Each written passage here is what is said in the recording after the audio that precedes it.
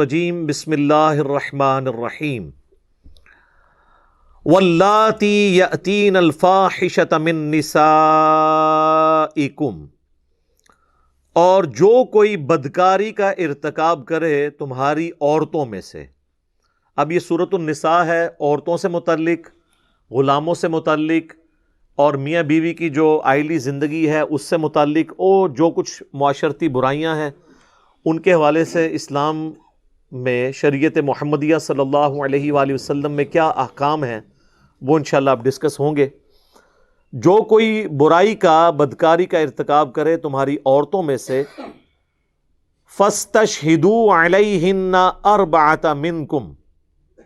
أَرْبَعَةً مِّنْكُمْ، تو گواہ طلب کرو ان کے اوپر اپنوں میں سے 4 مرد، یعنی اس برائی کو، اور وہ بھی ایگزیکٹلی اسے اسی فارم میں دیکھیں، صرف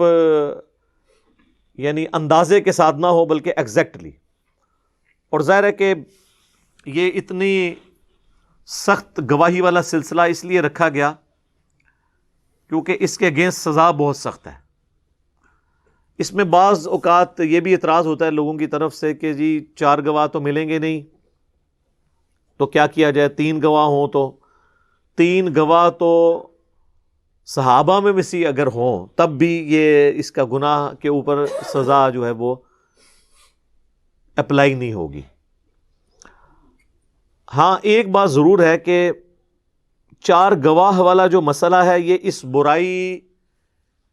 کو جانچنے کا ایک ذریعہ ہے۔ اس کی ماڈرن فارمز بھی ہو سکتی ہیں بشرطے کہ اس میں کوئی ایشو اور طرح کا انوالو نہ ہو، جس طرح کہ ڈی این اے ٹیسٹ ہے، سی سی ٹی وی ویڈیو ہے، بشرطے کہ اس میں کوئی ایسا ایشو نہ ہو۔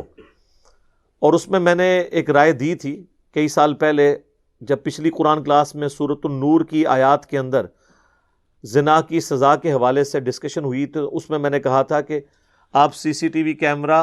اور ڈی این اے ٹیسٹ کرنے کے بعد اس شخص کو بلا لیں اور وہ آپ کے سامنے گناہ کا اپنے اقرار کر لے تو اس کے اوپر اسٹیبلش کر دی جائے، کیونکہ اگر کوئی شخص اپنی برائی کو خود 4 دفعہ مان لے تو پھر 4 گواہوں کی ضرورت بھی باقی نہیں رہتی۔ اور ظاہر ہے کہ جو زنا بالجبر کرنے والے لوگ ہیں زبردستی کسی کے ساتھ، تو وہ تو ظاہر ہے کسی صورت اقرار کرنے کے لیے تیار نہیں ہوں گے۔ تو اگر سائنٹیفکلی ویڈیو کیمرے کے پروف کے ذریعے یا ڈی این اے کے ذریعے واقعتاً یہ چیز اسٹیبلش ہو جائے کہ اس شخص نے یہ برائی کی ہے، تو اس میں کوئی حرج نہیں ہے کہ اس کے اوپر کوئی حد نافذ کی جائے۔ اور یہ اسلامی سزاؤں کو بدلنا نہیں ہے، اسلامی سزا تو اپنی جگہ موجود ہے، اسلامی سزا تک پہنچنے کا ذریعہ آج کے ماڈرن دور میں کوئی بھی ہو سکتا ہے۔ مثلا اگر یہاں سے کوئی ہوائی جہاز پہ حج کرنے جاتا ہے تو حج تو نہیں اس نے بدل دیا، وہاں تو اس نے وہی ارکان ادا کرنے ہیں،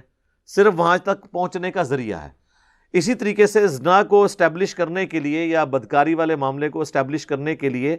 اگر کوئی سی سی ٹی وی کیمرے کا سہارا لیتا ہے یا ڈی این اے ٹیسٹ کا سہارا لیتا ہے، بشرطے کہ اس میں کوئی 2 نمبری انوالو نہ ہو، یہ نہ ہو کہ جان بوجھ کے کسی مجرم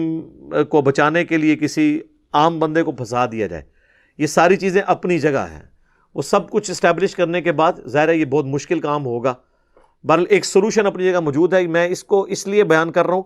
کہ بعض لوگ یہ سمجھتے ہیں کہ اگر ان چیزوں کا سہارا لیا تو ہم اسلامی سزاؤں کو ہی بدل رہے ہوں گے۔ اسلامی سزا اپنی جگہ موجود ہے، اس تک پہنچنے کے لیے آپ ایویڈنس کے طور پر اگر ان چیزوں کا سہارا لیں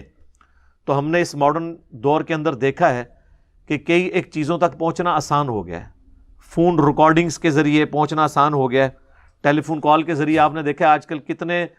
قاتل جو ہیں، خود کش حملہ آور یا اسی طریقے سے دہشت گردی کرنے والے لوگوں کو فون کالز ٹریس کر کے ہی پکڑا گیا ہے۔ ڈائریکٹلی تو ان کے اوپر کوئی گواہ موجود نہیں تھے،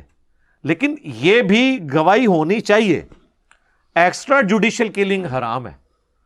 یعنی اگر کوئی سیکیورٹی ادارے کے لوگ کسی شخص کے اوپر اس کو گناہ کرتے ہوئے دیکھ لیتے ہیں اور ان کو یہ خطرہ ہے کہ ہمارے پاس اس کا ایویڈنس موجود نہیں ہے،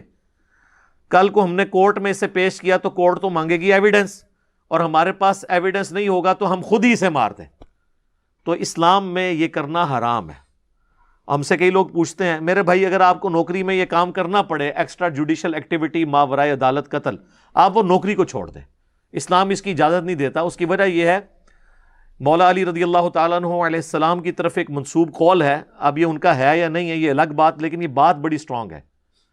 کہ اگر قانون میں سکم کی وجہ سے 100 مجرم چھوٹ جائیں تو کوئی مسئلہ نہیں ہے، لیکن اگر ایک مظلوم کو سزا ہو گئی یہ بڑا مسئلہ ہے۔ تو قانون اس لیے بنایا جاتا ہے، ظاہر ہے کہ دنیا میں مضبوط سے مضبوط قانون بھی آپ بنا لیں، کسی حد تک ہی آپ قانون کی پاسداری کروا سکتے ہیں، بعض لوگ اس میں سے بھی نکل جائیں گے تو وہ آخرت میں عذاب بھگتیں گے۔ لیکن اگر آپ یہ کہیں گے کہ میں نے امت کے وسیع تر مفاد کے اندر، قوم کے وسیع تر مفاد کے اندر، ملک کے وسیع تر مفاد کے اندر میں نے خود قانون کو ہاتھ میں لینا ہے، تو میرے بھائی آپ تو اس ملک میں رہ رہے ہیں جہاں پہ لوگ اپنی ذاتی دشمنی نبھانے کی خاطر اپنے قریبی رشتہ داروں کو گستاخ رسول ڈکلیئر کر کے مار دیتے ہیں، اور بعد میں پتہ چلتا ہے کہ یہ نہیں، یہ ہوا۔ یہ پچھلے دنوں جو شہادت ہوئی ہے عمران